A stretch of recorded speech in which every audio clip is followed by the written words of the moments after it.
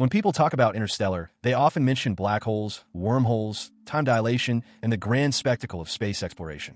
But if you strip away the science, what remains is not a film about space. It's a story about something far more intimate.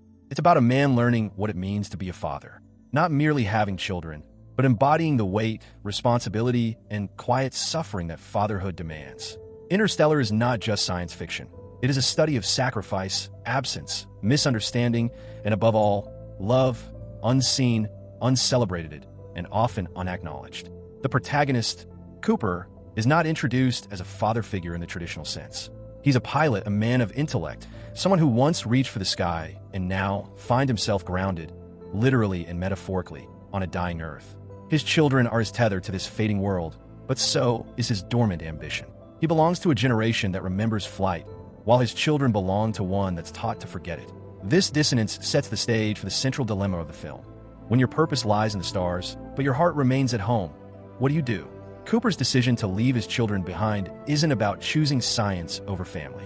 It's about confronting a hard truth. Sometimes love requires distance. Sometimes doing the right thing makes you appear heartless to the very people you're trying to protect. The tragedy of Cooper's journey is not in the risks he takes, but in the misunderstanding that arises from them. His daughter, Murph, sees his departure as abandonment. And from her point of view, it is. She is too young to understand the stakes of planetary survival, too hurt to see the love embedded in his decision.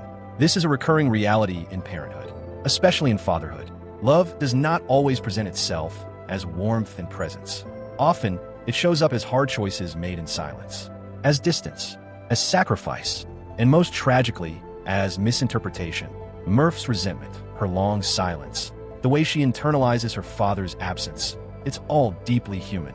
It's not a failure of character. It's the emotional consequence of a father's invisible labor. Because being a father isn't about being understood today. It's about being remembered with understanding tomorrow. There is no villain in Interstellar more cruel than time. The most heart-wrenching sequence in the film is not a battle with gravity or a climactic confrontation. It is the quiet horror of watching Cooper break down as he views years of video messages from his children.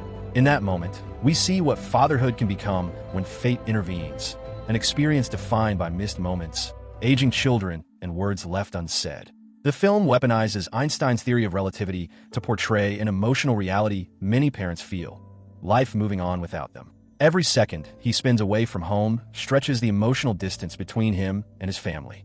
Time, in Interstellar, is not just a scientific force. It's a symbol of regret, a representation of the growing chasm between intention and perception.